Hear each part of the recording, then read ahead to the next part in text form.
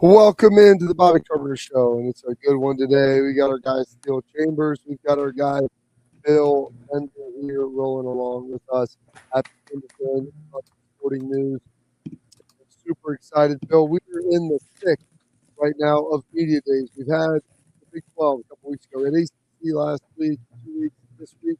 The SEC is kicking off. Next week will be the Big 10. We were sitting there and you're hearing some of the things that are coming out of the ACC of last week. Pat Narduzzi talking about how the SEC is better than the Big Ten. ACC is one of the best conferences. Like, it feels like these are almost just little propaganda weekends now for the conference. Yeah, in some ways. And I mean, Pat's off base with that take, but Pat's also an entertainer. When you can say that the ACC is the better conference than the Big Ten. I think, to me, you measure a conference in national championships, and we can talk about attendance or bowl record or non-conference scheduling or 9-game schedules, which the Big Ten has been doing. But at the end of the day, I think the Big Ten has the national championships, and like we were talking about earlier this week, if Oregon were to win a national championship and you had 4 different schools win four national titles in 4 years, I don't know how anybody could dispute that. Bobby, I don't know about you, but Eli Drinkwitz was the one that I was surprised by, that he started taking shots at the Big Ten scheduling model when, yes, it's true, Indiana, Ohio State, Michigan, their non-conference schedules weren't great the last 3 years, but I don't remember anybody from any of those fan bases complaining about it, especially Ohio State and Indiana playing 16 games. Yeah, what frustrated me was the fact that you look at Missouri's schedule the past couple of years, and they've got Kansas, I think, like some kind of Presbyterian college on the lineups. Like, if you're going to be talking about the Big Ten and having all these non-conference games, you got to have a couple really good ones in your back pocket. They just didn't have that. Plus, look at the Big Ten; they're beating all these SEC teams once you get into the playoffs. So, I understand it. Whenever you're on the top of the mountain, everyone's going to take a shot at you, but you got to at least come with a little more information, kind of sound more legit if you're going to be doing that. Yeah, I totally agree. And with Missouri, you look at their non-con over the last couple of years, Central Arkansas was on there. Murray State. Yes, they played ranked teams like Kansas State and Boston College, but it's not like they have an overwhelming non-conference schedule. And their SEC schedule the last 2 years has been a little bit weak. Now, I did look this up, believe it or not. I was surprised to see that Missouri is 12-5 against the Big Ten since 2000. So my invitation to Eli Drinkwitz in Missouri is quite easy. Come play in the Big Ten. Come play some of those Midwest rivals like Illinois and Iowa every year. They're in that part of the country anyway. It'd be a lot of fun to see. But yeah, I think Bobby said it best. It is a time where it is propaganda for the conferences, and we're hearing a little bit of that from the SEC this week, and I'm sure we'll hear it on some level with the Big Ten. What I've found over the years is the Big Ten, they find a way to be in lockstep though, right? Like, I think you'll hear the coaches say whatever message it is, it'll be parroted in the same way by all 18 coaches on some level. And that's kind of the way, Bill, it felt like the SEC used to be, and now there's some dissension within the ranks. And like they talk about, when you hear Greg Sankey come up there, Bill, and talk about, like, we're going back to 1861 and like we're going to secede from the NCAA, we're going to start our own conference. I'm like, okay, well, our own deal. Well, that might be great for football, but like, football's not the only sport people play. It's the only one that makes, the revenue that everybody needs. But I'm thinking, like, if you do that, like, what is there for your baseball? What is there for softball? Like volleyball? Like, there's all these other sports that need to be fed. Basketball, women's basketball, and it might sound good in football if people want to do this, but there's no way you could just peel that off and everybody's going to be okay with it. So it seems like it's a little bit of saber rattling to me. Like, and I can't imagine there's any real legitimacy to it. No, and I think part of it is what his message is to me, it's less about let's go do a super league and more we kind of want to make our own rules. Like, we want to make the rules that benefit the SEC. And one of the issues with college football as a whole in the Power Four is the ACC, the Big 12, the Big 10, and the Power. Who did I miss? The Big 12, Big 10, ACC, and SEC. The 4 of them are never on the same page. I mean, it's taken us this long to get to 9 conference games. So who says that the ACC is going to play by the same rules as the SEC? When it comes to NIL, portal, how you handle even things like the Brendan Thorsby case this summer. And I think that's part of it. But, when they talk about breaking away, I think it's more of a shot at the NCAA to, hey, get your act together, get some rules in place, and let's get this. So we're not talking about Wild West and those kind of things that we've been talking about in college football the last few years. I don't know about you. To me, I mean, I love Greg Sankey. I love everything the SEC is about. It kind of just sounds like whining to me. It sounds like they're not really getting what they want if this Protect Sports Act comes into play. And they're just saying, oh, if you do that, then we're just going to go our own way. We're just going to do our own thing. And in theory, like Bobby was saying, it's cool with football, but he doesn't understand the ramifications it has for all the sports that comes with it. It's just everything that would happen if they were to do that, it would just cascade to absolute chaos, which would just be bad for the sport in general. So, yeah, I understand kind of what they're doing, but I mean, sooner or later, I feel like everyone kind of has to be in lockstep on this. And if they have to maybe lose a couple bucks for the betterment of college football, then maybe that's what you have to do. But I understand the frustration, but this is kind of just the way that college football is now. Well, and I think part of it is the bottom line is the SEC hasn't won a national championship in, a couple of years here, since Georgia. So had the back-to-back national title teams. And then 3 years in a row, they're not only not winning a national title, they're not playing for a national title. And, I've said this a couple times this week where I've written plenty of columns in the past when the SEC was dominating college football. And there would be I think one of the years we called it a New Year's Day massacre where, the SEC teams were just beating these Big Ten schools. So what's the difference now? The only difference is the Big Ten's winning some of those games. It's not, I would give you an example from last year. And here was one bull pick I got right. I missed a lot, but there was one that I knew was going to happen. The second I saw the matchup, I said, Iowa will beat Vanderbilt. They will not be able to handle that Iowa defense. People outside the Big Ten just don't know. When you play Iowa, you are going to be annoyed for 4 quarters with that defense because they play it so well. And, things like that happen. Or Illinois beating Tennessee. Those are the matchups that I watch that help gauge which conference is better. So you notice the SEC isn't coming out this week saying we're better than the Big Ten or we're bigger than the Big Ten because they're not, right? And that makes sense. It does. And like you said, that the national championship thing, it's a real situation. Do you see, Bill, like you have Texas, you have Georgia, A&M, Ole Miss, maybe LSU. I mean, there was a time where you'd look and like, hey, of the top 8 teams, you could make an argument the SEC would have 4 of them. But who are the teams in the SEC this year that you think are like truly not just get in the playoff and make some noise, but like legitimate, viable national championship contenders? Well, I think Texas and Georgia will be the 2 that you look at. Georgia, nothing to prove. I mean, they've won back-to-back SEC championships. They've got Gunnar Stockton back. I think one of the pressure points, obviously, with them is, they lose a quarterfinal game the last 2 years. And last year, it came down to some bad coaching decisions, which is very rare, but that's what happened with Ole Miss. So there's some pressure there. Texas has a loaded roster. They really do, offensively, defensively. And Sark will be on the podium, obviously, today. And then the wild card team, and I wrote about him this morning, Lane Kiffin and LSU. You bring in 40 players from the portal. You don't know how that's going to fit. He talked at length this morning that he was off social media, which was the real upset of the day since May 11th. But you know what? I looked this up. The timing was the Vanity Fair article that, where there was some controversy in the article. And of course, he gets off social media that day. I was like, that was probably a good time to do that. We'll see if it lasts. But I do know that he has become, believe it or not, like the center of attention, I think, in the SEC, which because you had Heupel and Kirby and Pete Golding talking about him before he even got on the podium. So he's certainly the center of attention in that conference right now. And I think he's going to have plenty of detractors that are going to be rooting for him to lose. Yeah, I think it's a very smart move on their part, taking social media out of the picture for him, because now you're getting to the football part of it. It was fun back in February whenever we're getting on here talking about all of his antics, all of his stuff on Twitter and whatnot. But now, like, you got to get real. Like, now football is officially around the corner. You don't want to have all that attention on you. You want to talk about your players. You want to talk about the season upcoming, especially with that Ole Miss game starting off the year. So I think it's a smart move on his part. It sucks, though. I enjoy seeing all the antics he gets into. But now that football's here, like, it's time to talk about what's on the field. Hey come in a lot more better prepared to play than, say, we did, having to learn some of the things that we learned coming into the NFL that we weren't learning in college. A lot of these kids are getting quarterback coaches, as far back as junior high school and all the way through high school into college.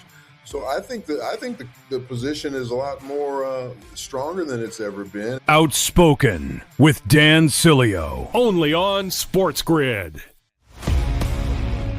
Atlanta should be the team to step up and secure him.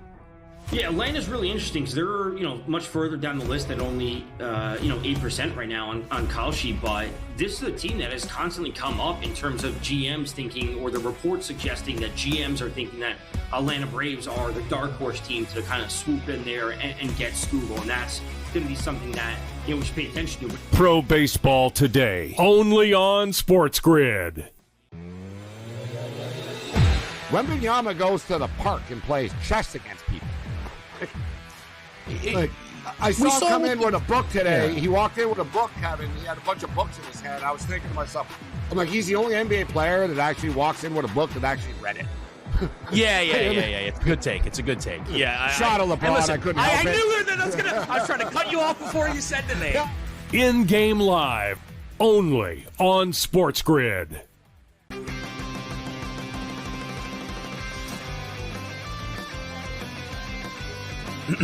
Class is in session. Today, let's talk about the teaser. A teaser is a multi-leg bet where you shift the point spread in your favor. You get better numbers, but every selection has to win. It doesn't matter what you bet if you don't have the insights. Tune into SportsGrid and get ahead of the class. Welcome back in the Bobby Carpenter Show, and our guy Bill Bender from the Sporting News. Give him a follow on X at BillBender92, putting out some great stuff. And we'll talk a little bit about what he's putting together this week and the stuff that's upcoming. But you mentioned the David Gabriel George commitment, the number one running back in the country, supposed to be one of the best players in the country, and it was down between Ohio State and really I think Tennessee. He was going to high school at a prep school in Tennessee, but he's actually Canadian. He's from Montreal. Like, he's not even he didn't grow up in America. But one of the best players you're going to find. Him committing to Tennessee, I know that they went all in. Ohio State was, going after him very, very rigorously and pursuing him as to the best of their ability. But he ultimately chose the Volunteers. And so you look at the Josh Heupel era, Bill, and like you see this happen. And he goes there. This may save his job, or I don't know if they maybe don't win enough. I'm not sure if even Josh Heupel's there, but kind of your thoughts when you saw this commitment come down. Well, there with him, and there's another 5-star running back in the class. There's now been 22 5-star running backs in the college football playoff era. So if you're going to pay that amount, and if you're going to get a player of that caliber, I think the expectation is you should get at least 3,000 yards rushing in his career. There have been 8 running backs, 5-star running backs in the CFP era that have rushed for 3,000 yards or more. Those names are like Nick Chubb, Travion Henderson. Bijan Robinson's actually the 8th ranked running back. So you're, I would say, Bobby, demanding that kind of production out of him. And had he gone to Ohio State, Bo Jackson still would have been in the fold. I guess one thing with Tennessee, he will play right away. But the expectations on him, at least based on the recruitment and the reported value that he's going to bring, I mean, Leonard Fournette, that's like the bar right there. You have to have production like Leonard Fournette, it wasn't always perfect for him at LSU either. Now, do you see this making, I guess you kind of answer that. Do you see this making a huge impact for Tennessee, as in now they're in playoff conversations, now they have national championship hopes? Because, I mean, he is still a running back. There's a lot of value in a running back, but I feel like in college football now, where it's kind of integrated more to the passing game and defense, is he really worth the money? Is he worth that $2 million a year, or is that kind of just wasted money because of just the position he's at? Well, I don't know. Yeah, I would lean towards no. A running back's probably not worth that when they're making more than some NFL running backs are making, which is absurd to me in some ways. But if it opens up that quarterback-friendly offense that Josh Heupel has in a different way, because when they get that thing rolling, they had that the year with Hendon Hooker, right, where they were scoring close to 50 points per game. If they get that going, they could be a very dangerous team. But in terms of if this is the value for one recruit, you have to pick and choose. I mean, for Ohio State, I mean, yes, it's going to sting that you don't land a recruit like that, but it's not like another running back's not going to come along that wants to play at Ohio State that's 4-star or more. Actually, it's kind of interesting to me that Steve Wilfong compared DGG to Quinshon Judkins, who you saw what he did in one season with Ohio State, where he was a productive tag team with a 5-star running back, Travion Henderson. And I still believe that. I don't know about you guys, but I think you have to have 2 running backs in college. When you have that tag team running back tandem, it's better than just having one superstar at the position. Well, almost for the running backs. And I know when Quinshon came to Ohio State, and part of Travion's message at Ohio State is like, now you're getting paid. We used to always joke, but like you're not getting any value for those miles outside of helping your draft stock. And so you get to the NFL and they're like, well, you carried the ball, 1,000 times in college. They almost use that against you. Is it almost better for running backs, you think, that you are a guy that maybe not a 50-50 workload, but you have somebody else that's probably sharing a third of the burden?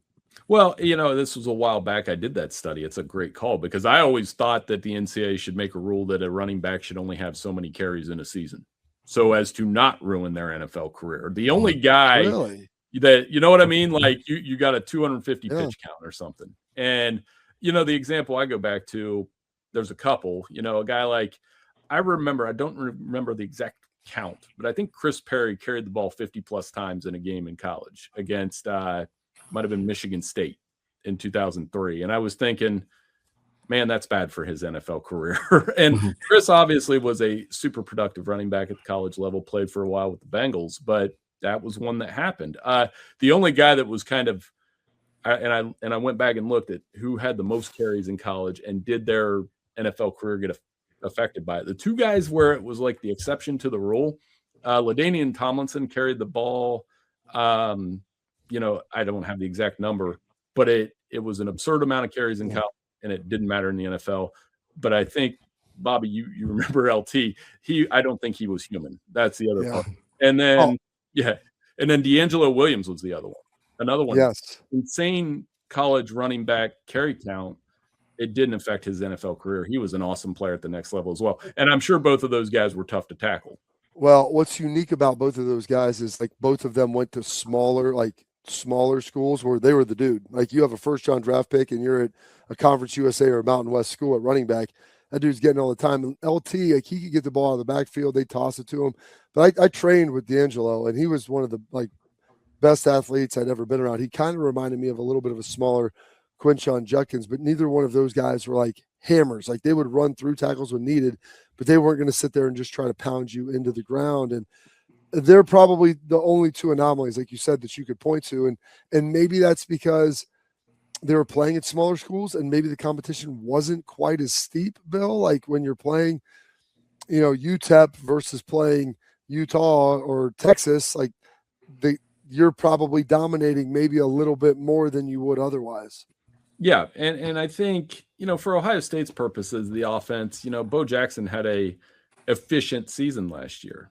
And I think they do a good job of selling the 2 running back system too. Like I go back to, if you look at some of these Big Ten rushing tandems in recent seasons, I think Michigan 3 years ago, it was Corum and Edwards. That worked out. Ohio State, Henderson and Judkins. Last year, Indiana had a committee. They had 3 guys that could run the football. And I think when you have that, Penn State even with Singleton and Allen, that's a better strategy to me in some ways. Now, I'm not saying Gabriel George isn't going to have a super productive career at that next level. Like Steele and I were talking before we came on today. Steele could say this. I mean, he looks like he's built and he's been in the weight room and done those things necessary to be a college running back right away. But with that, other things come along. But, for me, you never root for somebody to fail, but I think he'll have a productive career. But I don't think this is the recruiting loss that it's being made out to be in Columbus. There are others that will come along. No. And back to the running back thing, you can ask a lot of these guys, they prefer the 2-back system. Like Travion said, like he felt fresh whenever he was going out into the game, knowing that he wasn't going to have to carry it 30 times, whether it was mine or whether it was Judkins. He always had someone that he was able to lean on with maybe 15, 18 carries a game, just split it. And now he's feeling fresh most of the game, especially with his situation where he's getting injured constantly. Like it just helps to have the guy to really take that burden off you.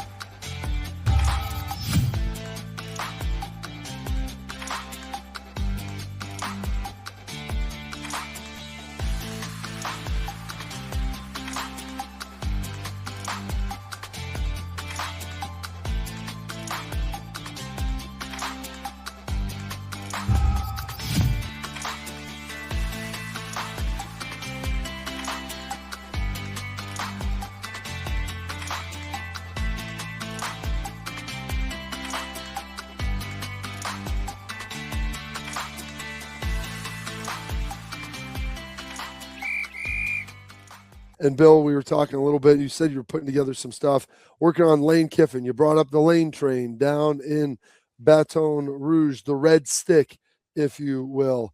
And what do we got going there? Because I was just down. Oh, go ahead. What are we feeling about Lane right now? No, like we mentioned, he's off of social media. That was the big announcement this morning. Which it's funny that I didn't even think about it. And then you look at his timeline, you're saying, yeah, he hasn't been on since May 11th, based on a dare with his son Knox. But I've said for a while that Lane Kiffin's social media persona versus the real deal in those press conference settings is two completely different people. Like, and that such is the case in life, right? There are some, I don't think you are, and I don't think a lot of people aren't, but he's one where I think there's two very big differences.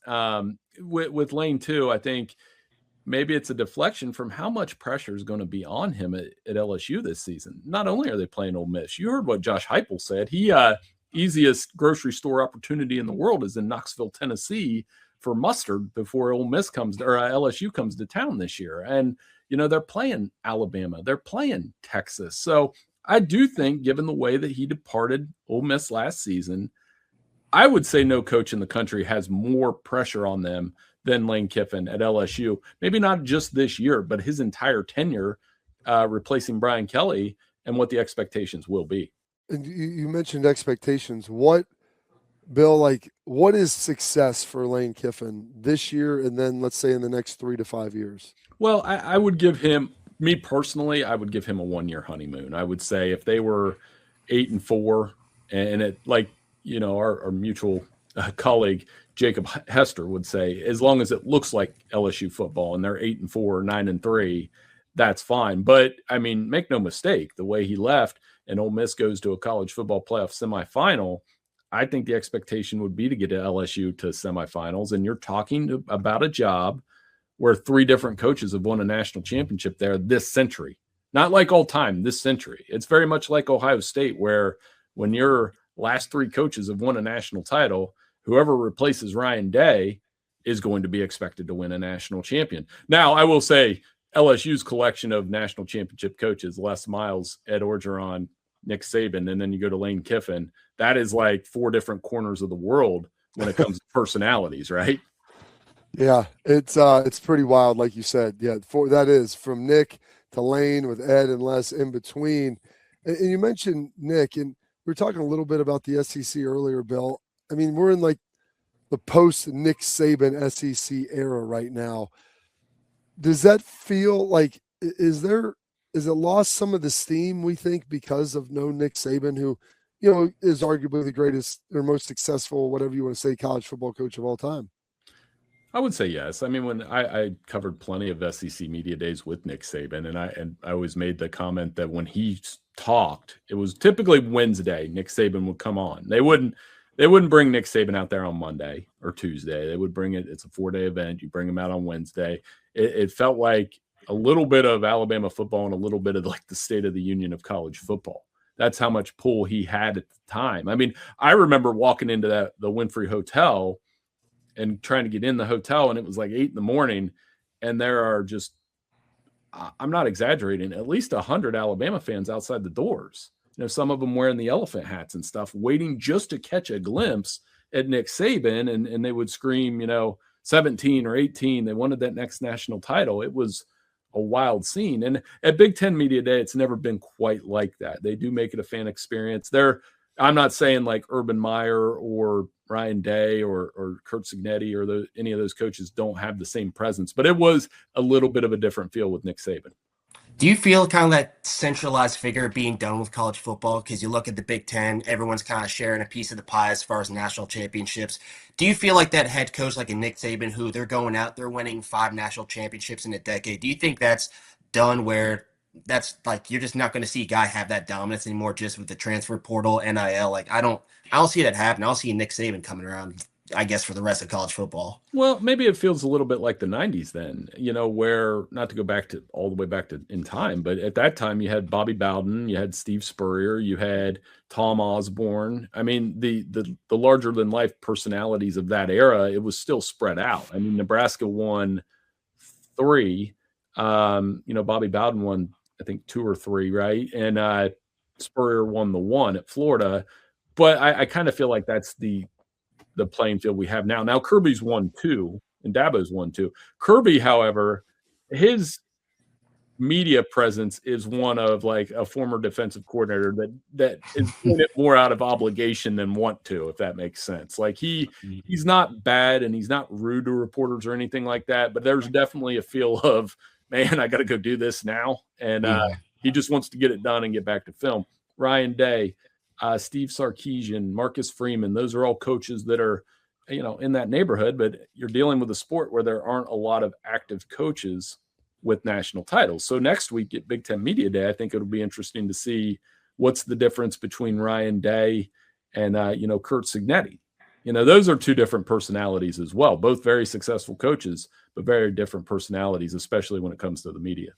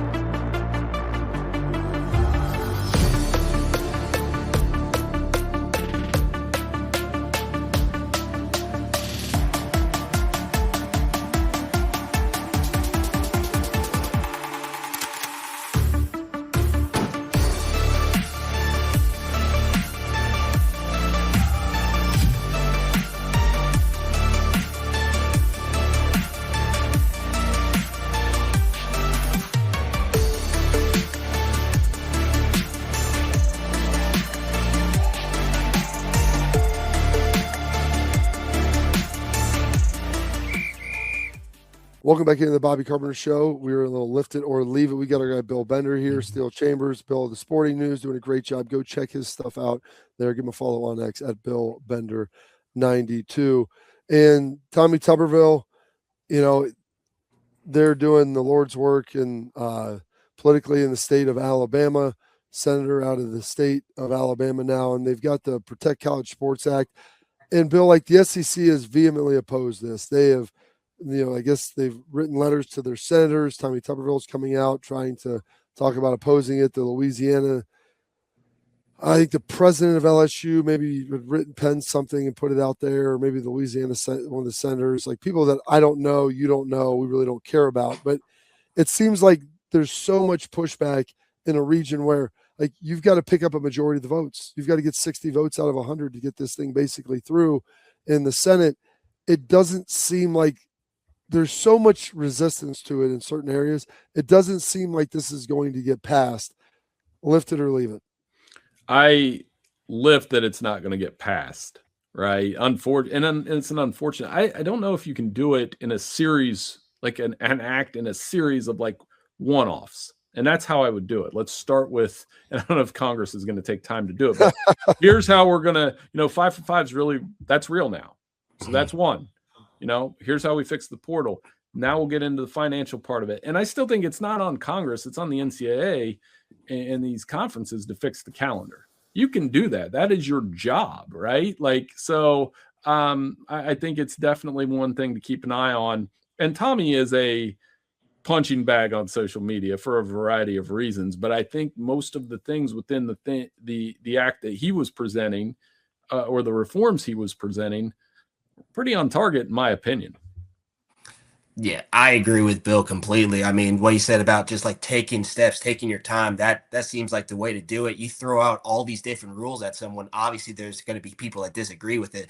So like you said, like you start with scheduling, you maybe just kind of knock one thing off after the other, year after year. Sooner or later, you're going to have the league that you wanted with this Protect College Sports Football Act. So just take your time. There's no reason to rush it. I mean, we've got a long way to go with this sport. So I lift that completely. Yeah, I'm going to lift it because I don't think it gets done. The more stuff that kept getting added in, I go, this is not good. I mean, this is not a situation. The more stuff you put in it, it gives more people reasons. If it's just one to vote no, just one is all they need. And like Bill said, 5. You could put like 3 or 4 things in there. 5 for 5. Fix where you're going to start the season. A one-time transfer, and like literally, like you can, if you fix the count, that helps some of the poaching and some of the tampering like that. That solves probably 80% of the problems. And so I wish that they would have just done that. But unfortunately, they put all this stuff in there about conference realignment, movement, coaching, like stuff that people aren't going to be behind. So I'm going to lift it that won't get passed. We'll see if there's any other legislation that ultimately comes forward. I don't know that that's going to be the case.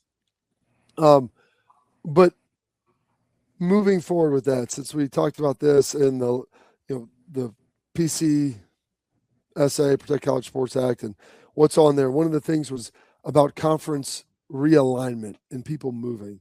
And I guess there was none of it, and now schools can move up. Should they be able to like go from a group of 6 to a power 4? Lift it or leave it. There will be one more big realignment in college athletics, Bill. I'll lift. I think the Big Ten will eventually push to 20 to 24.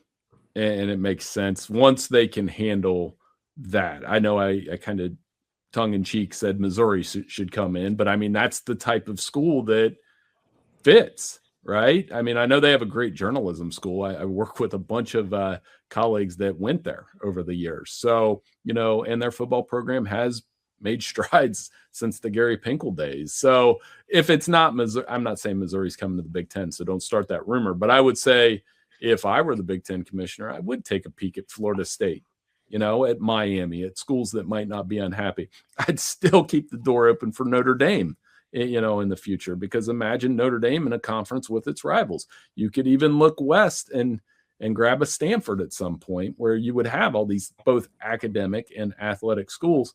And I don't know how many more of Notre Dame's rivals they need to pull into the Big Ten to get the Irish over there. But, I've been trying that conversation for years. But I do think maybe within 5 to 6 years, it's cooled off now. But if there's another kind of see that before the next big changes in college football happen, right? Those pieces start to move a little bit, and I would say never, so I'll lift it. I'm gonna lift it too. I'm cool with it as long as Florida teams aren't in the Big Ten. I don't like that. I feel like that's just weird.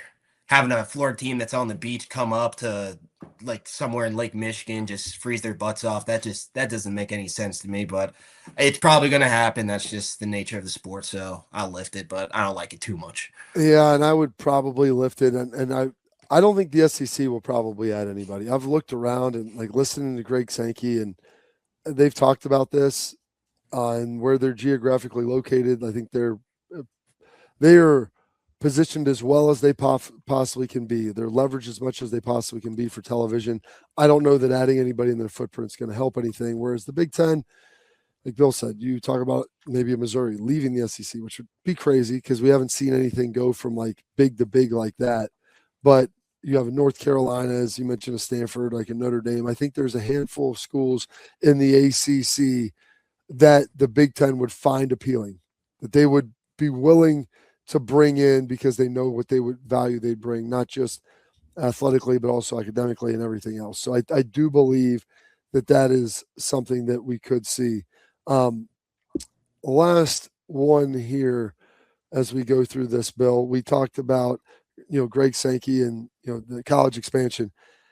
I didn't realize this. The SEC, at least of the four major conferences, is the only conference that exists in only 2 time zones. He said that's an advantage for them, which listening to Mick Cronin, he would definitely say that that's an advantage out of UCLA for men's hoops. But that's truly an advantage for the SEC with their geographical, I don't want to say isolation, but concentration more, if you will, lift it or leave it. I don't know if it's an advantage, maybe during the season, like logistically for coaches that worry about travel. And I do think there's something to the Big Ten's. I've written about it the last 2 years, the whole, the 2 or more time zone records of schools, Lincoln Riley and USC has struggled with that. It's been a thing my entire life where even if they didn't lose the game, a Big Ten school traveling all the way out to the West Coast might struggle a little bit. I think it's different. You and I have talked about that over the years, Bobby, where you said when you're in the NFL, it's different. You adjust as an athlete more so than you do in college. But I do think in some ways that is an advantage. Now, come play in the SEC because we only in 2 time zones isn't something you're telling a recruit when you go into the living room. At least, for me, you almost sell it the other way. For an Ohio State recruit, hey, you're going to get to go play in the Coliseum next year. You get to go play at USC. You're going to get to play at Autzen Stadium, which is an awesome environment. You get the guys last year, I'm sure, on Ohio State's football team.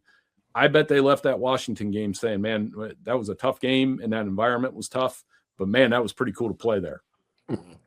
Yeah, I'm going to leave that. I've talked to a couple of the guys. I asked them about that Washington game. What's it like going to the West Coast? And they say like with the travel and stuff, they're accommodated. Like they didn't feel like they were tired or anything. The time change didn't affect them too much. So once you get out there, the nerves kind of kick in. You've got adrenaline going. So I don't really see that being like actually something that hurts or benefits teams too much. So I'm going to leave it. I don't think that's really too much of an advantage for the SEC. Yeah. It might be an advantage travel-wise, but as Bill's point, like geographically pitching to recruits, being everywhere to everyone at all different times, I think is definitely something that is very, very powerful. All right, that is it for our lift or leave it. That is it for our guy, Bill Bender. Thank you so much, Bill. I know you've got a huge and busy day. And are we done with lacrosse for the year? Well, he's got a couple little things left. I was going to say, I didn't enjoy the travel up to the East Coast from Maryland to Jersey. And by the time I got home, I was ready to come home. But it was a lot of fun, though. We had a great time at Goalie Smith lacrosse camp at the, combine with Nike a couple days later in Hillsborough, New Jersey. So he's got one more thing. And then it's, this weekend in particular, it's, dude, be a kid. Be a high school freshman. Go. Mm-hmm. We're not worrying about he needs a break, and we're very conscious of that. But it was a lot of fun. There was a couple moments between the four of us and the family. There was a couple touchy moments in the car, but that happens when you're in the car that much together. But it was a lot of fun for all of us, and I'm sure they'll remember it. But yeah, thanks as always, and I'll see you guys next week. Yes, sir. Thank you so much, Phil. We appreciate it. Enjoy it. Go spend some time with the family and enjoy this final week. All right, we're going to take our final break, and we come back.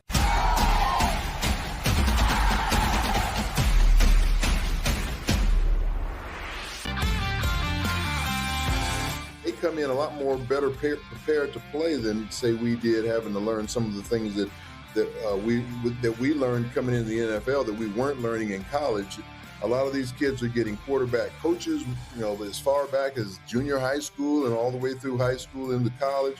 So I think the position is a lot more stronger than it's ever been. Outspoken with Dan Cilio, only on SportsGrid.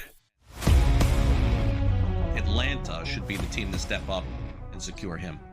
Yeah, Atlanta's really interesting because they're, much further down the list at only, 8% right now on Call Sheet. But this is a team that has constantly come up in terms of GMs thinking, or the reports suggesting that GMs are thinking that Atlanta Braves are the dark horse team to kind of swoop in there and get Scoogle. And that's going to be something that, we should pay attention to. Pro Baseball Today, only on SportsGrid. Wembanyama goes to the park and plays chess against people. I saw him come in with a book today. Yeah. He walked in with a book, Kevin. He had a bunch of books in his hand. I was thinking to myself, I'm like, he's the only NBA player that actually walks in with a book that actually read it. Yeah. It's a good take. It's a good take. Yeah. Shot of LeBron. Listen, I couldn't help it. I knew that I was trying to cut you off before you said the name. In-game live, only on SportsGrid.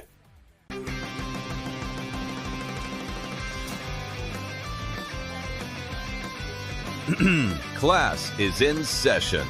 Today, let's talk about the teaser. A teaser is a multi-leg bet where you shift the point spread in your favor. You get better numbers, but every selection has to win. It doesn't matter what you bet if you don't have the insights. Tune into SportsGrid and get ahead of the class. Welcome back into the Bobby Carpenter Show. And Steele, anything that you heard there, I don't know, that surprised you, but just anything you took away maybe from Peyton that maybe you didn't know before? I just feel like he's excited to play football. He seems like a dude that loves the game. My comp for him was going to be Tommy, because just the way they play, just the way they kind of carry themselves. But that right there, you couldn't do that with Tommy.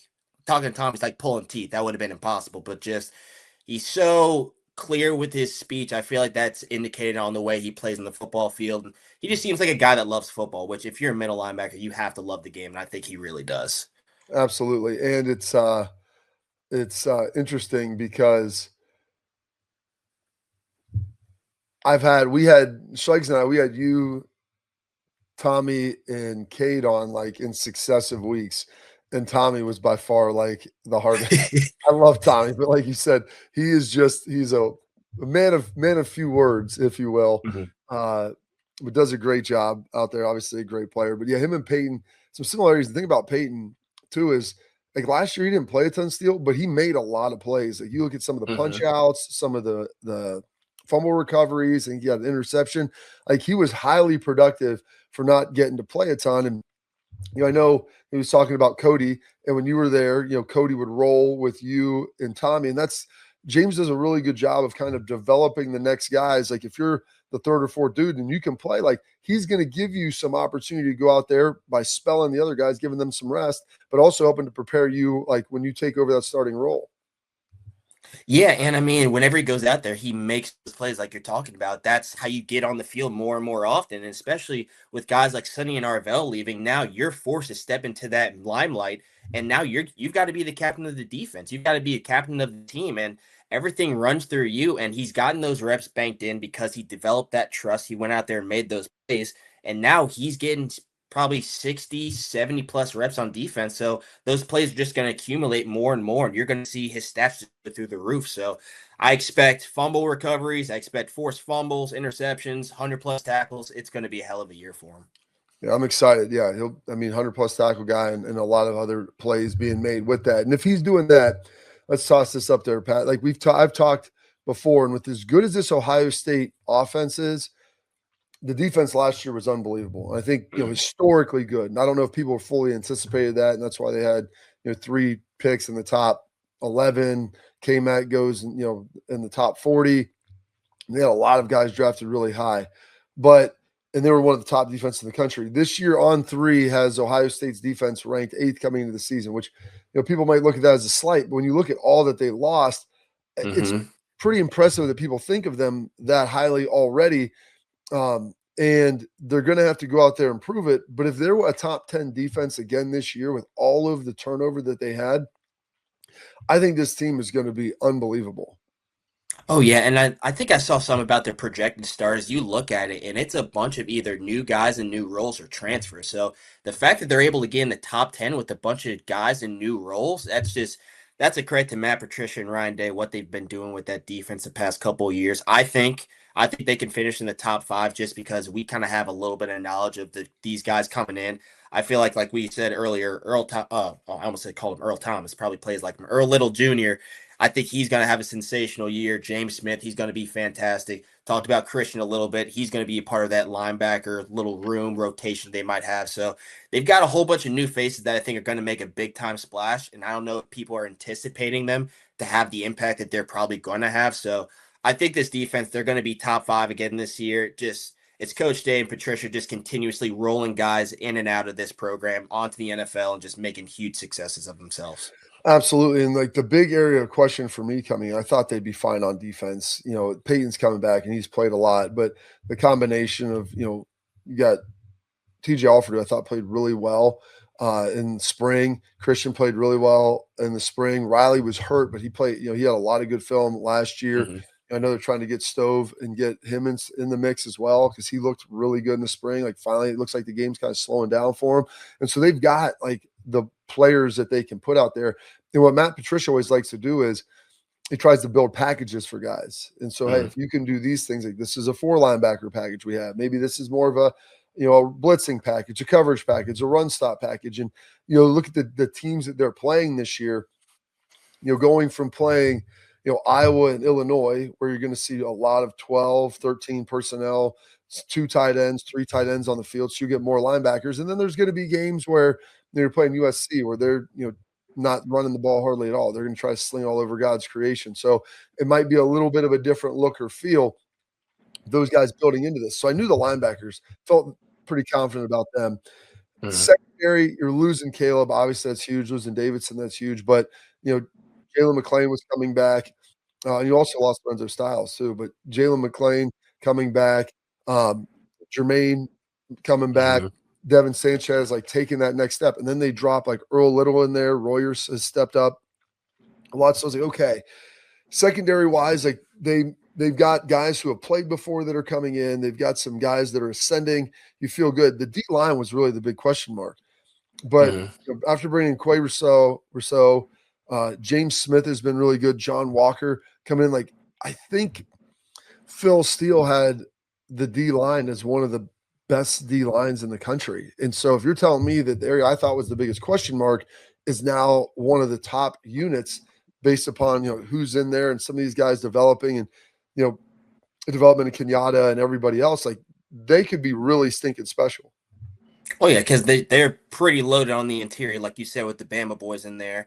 And then Kenyatta Jackson, I really feel like he's going to have a huge trampoline year. Every single year we see someone really step up, whether it was Jack Sawyer in that national championship year. You saw Caden Curry last year step up with, I think, 10-plus sacks. Now you're seeing Kenyatta Jackson come into a program he's been with for 5 years. And I just feel like he's going to take the reins on this and really just hit the ground running and come out with a really big year. So I just like how on every single level you've got guys who have been a part of the program for a long time and then transfers coming in. So they've got someone to look to in order to understand the defense, understand the culture. And I think the D line is a prime example of that, where Kenyatta is really going to be the anchor and everyone else is just going to follow suit. And it's going to be a rough year getting past the Rushmen. Oh, yeah. They should be really good and very solid up front. The Bobby Carpenter Show is brought to you by FanDuel. Baseball fans, think you know who's hitting a home run today? Well, FanDuel is giving you a free chance to call your shot with daily dingers. Joining the action is easy. Just make your free pick on who's hitting a home run in their game, and if you're right, you'll get a profit boost to use on your next bet for an extra chance at winnings. You've got nothing to lose and a lot to gain, and don't forget you can make a free pick every day during the MLB season. It's just another reason why FanDuel is the home for home runs. So are you ready to play your game? Join all the action at FanDuel.com/bigplay. That's FanDuel.com/bigplay to play daily dingers and make your free pick on who's hitting a homer. Play ball and swing for the fences on FanDuel, an official partner of the MLB. 21 plus and present in select states. For Kansas, in affiliation with Kansas Star Casino. 18 plus. DC, Kentucky, Wyoming. Gambling problem? Call 1-800-GAMBLER. 1-800-MY-RESET. Call 1-888-789-777. Visit ccpg.org/chat Connecticut. Visit mdgamblinghelp.org, Maryland.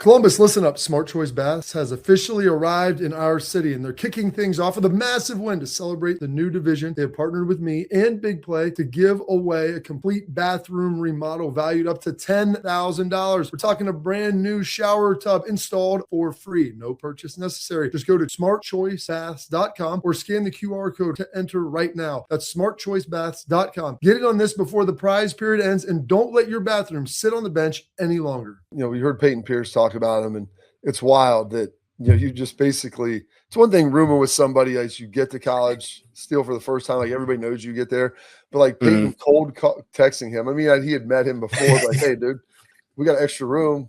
And he's like, all right, like I'm in. I love that. And because it's one thing to be somebody's friend, Steele, but like living with someone, as you know, like it's a whole nother beast of trying to like figure out, like, I can like you, but I don't want to live with you, or I may not even like somebody all that much. But if you have similar hygiene habits, cleanliness habits, routine, like, then we can live together and we're going to be fine. So for him to get in there and do that was amazing. But if you could toss this up, they asked Jalen McClain, like, hey, who is somebody that like kind of surprised you? Who's someone that stepped up? And he went right to Christian Allegro. He's going to be a dog for us. He's an animal. He plays really fast and aggressive. And he's one of the guys, when you look at it, Steele, and this is, you know, no knock on you or anybody, but I told James, I go, dude, we need more dudes that are like 6'3" to 6'5" and can like run and are athletic. I want guys that are just huge, versatile guys. And they had both of those with Sonny Narvell last year. And no knock on my guy Peyton, because I give him crap all the time because, you know, he's not the tallest dude in the world either, Steele. But I was like, Christian gives you that flexibility because of his size and his frame, that he can go play on the edge. He can play off the ball. He's good enough in coverage. He can blitz. So I love the fact that Jalen McClain's giving him those props with how good he is and what he's done. Yeah, and I feel like with that size, that really helps. Like you were saying, like he could play on the ball, he could play off the ball, sort of that, I guess, RVO role that he was in last year. And with Matt Patricia, he's just able to kind of have fun and put him in all these different places and see what he excels at more. So I don't know if he's going to be more off ball, if he could be on the ball, and then you put a guy like maybe Riley Pettijohn or TJ Alford back there. That's kind of the freedom you have whenever you have a stellar linebacker room like you were talking about. You can just kind of experiment with these guys. And I feel like he's going to have a lot of fun with Christian Allegro as far as what he can do. I love that you mentioned TJ Alford, and him and TJ were kind of rotating in spring with Riley being out, and TJ took some huge steps as well. But he's another guy that's big, long arms, and both of those guys can play edge. And so they start looking at some of the things that Matt Patricia likes to do. We had Edric on here talking about that. It used to just be kind of 4 down, and you played in that defense, Steele. It's 4 down, kind of set it and forget it. Like that's what it is. With Matt Patricia now, they'll do some 4 down. They'll do some odd front stuff. They'll walk guys down in the gaps. They'll mug their linebackers. They'll go 6 up. Like they've got a lot of versatility in his play calls. But to do that, you have to have those guys. So I could even foresee a situation where you have him and TJ Alford out there, Christian and TJ Alford out there together, or maybe Quay Rousseau's on the other side, like holding it down, and you've got kind of more of a 5-1 or a 5-2, the 3-4 look coming through, depending on who you're playing and what you're ultimately doing. Yeah, and that's the evolution of the Ohio State linebacker, because like you were saying, me and Tommy, we weren't pass rushers. We had no bag whatsoever. We couldn't do any of that. So that's especially me. I'm an off-ball backer, but the fact that they're able to do both of that, that's just freedom to Matt Patricia. You can do whatever you want. You can do 4 down, 3 down, 5 down, and that just gives an offense a whole bunch of looks that you have to prepare for, and that just makes things a lot harder.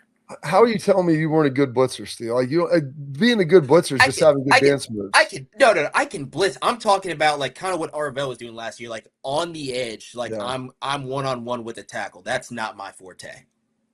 Yeah, that's because it's tough. Because what do you weigh? 230?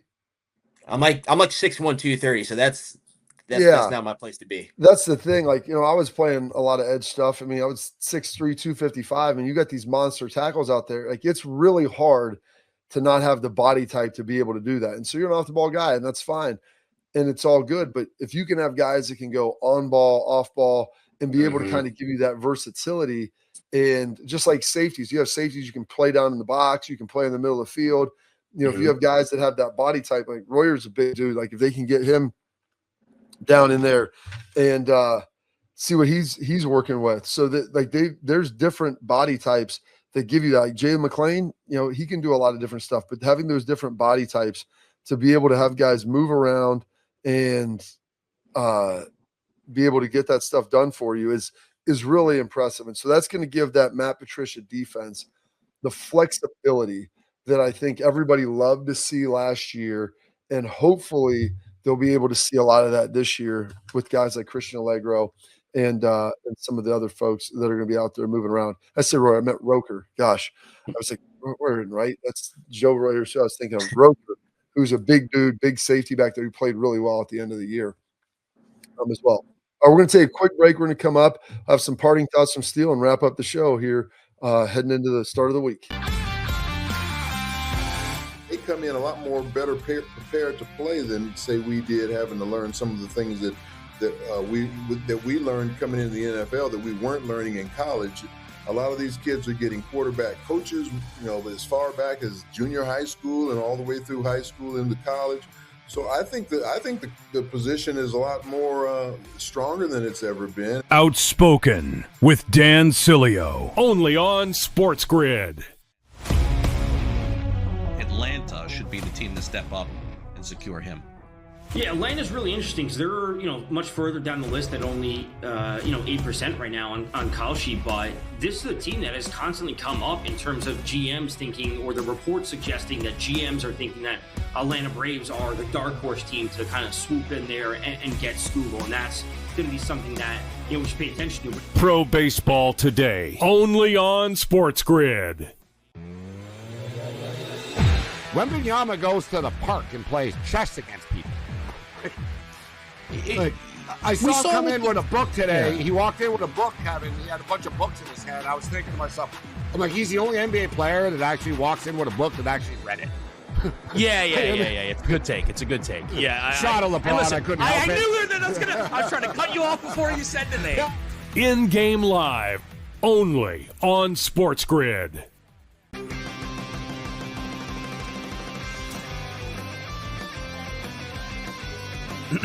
Class is in session. Today, let's talk about the teaser. A teaser is a multi-leg bet where you shift the point spread in your favor. You get better numbers.